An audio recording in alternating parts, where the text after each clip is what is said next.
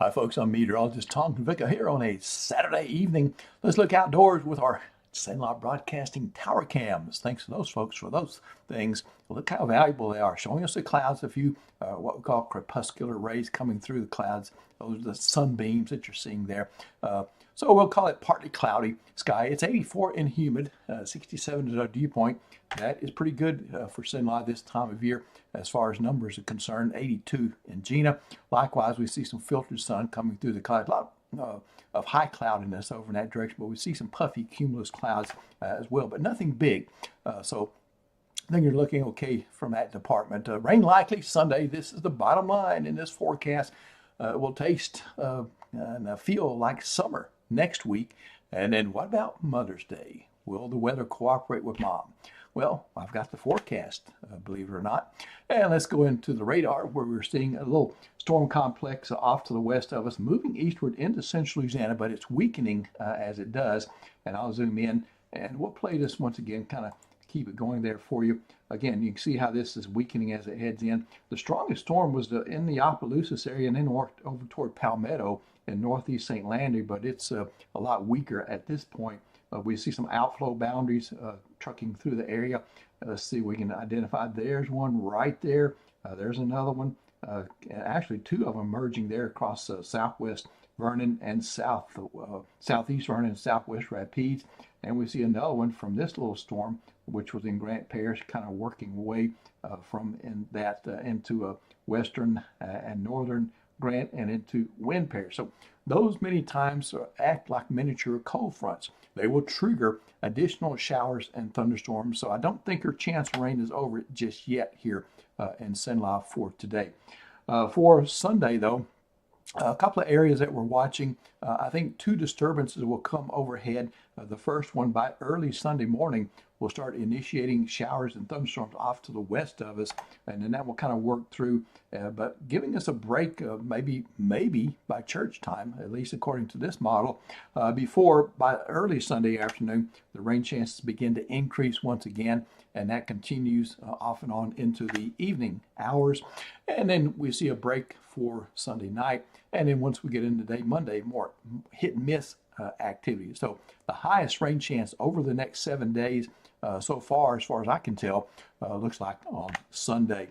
All right, let's look into the satellite and radar where we see a little front up to the north. You can see showers and thunderstorms and clouds outlining that front. Over in this area, you see that little storm complex working through. And then once again, big supercells out across portions of the Concho Valley and Permian Basin for today. A little bit farther to the west in some locations for today.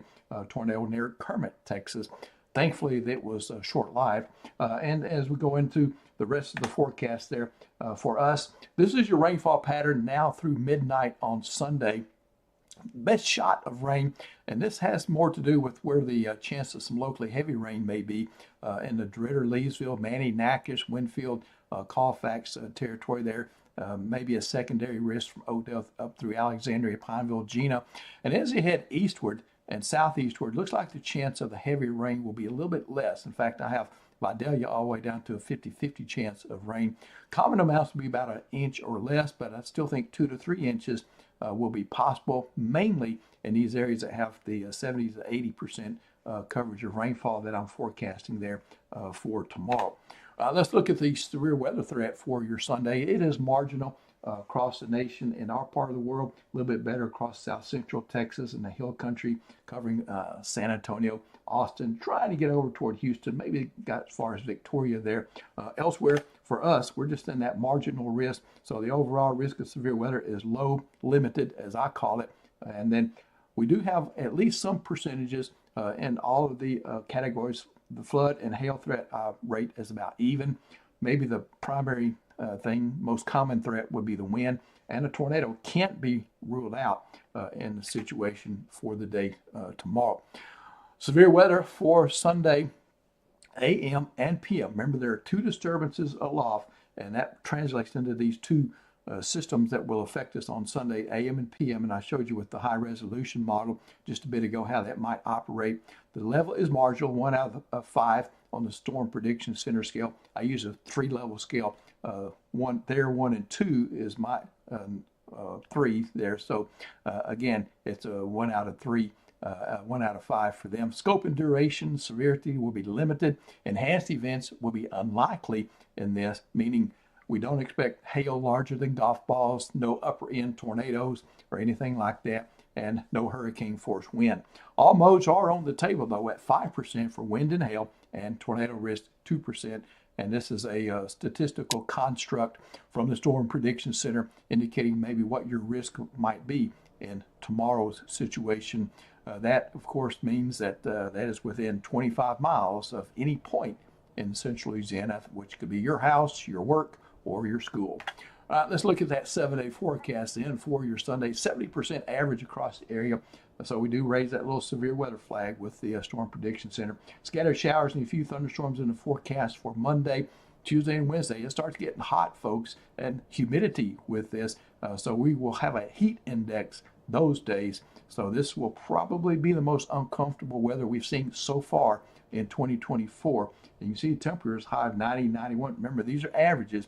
These aren't peak numbers or anything like that. So that means if we have 90, 87 to 93, 91, 88 to 94 would be a common range in SendLine. Look at these lows. Not low at all. Much above where we should be. We should be hanging out about 60, 61 during that time period for lows. But these are midsummer. This is July, folks. 72, 73. And then by Thursday, Friday, we start to see some changes. We got a PM chance of rain and thunderstorms Thursday and an AM chance on Friday as we get this little front through. The front actually comes through on Friday, and it's a real front. And this time of year, I did not raise a severe weather flag yet. SPC doesn't have anything out, but it's early May, and there's a respectable front on the way. And yeah, I probably just as well could have raised a severe weather, but I'll hold off and let SPC do it first. And then Saturday, we will see a partly cloudy day, and look at the temperature change.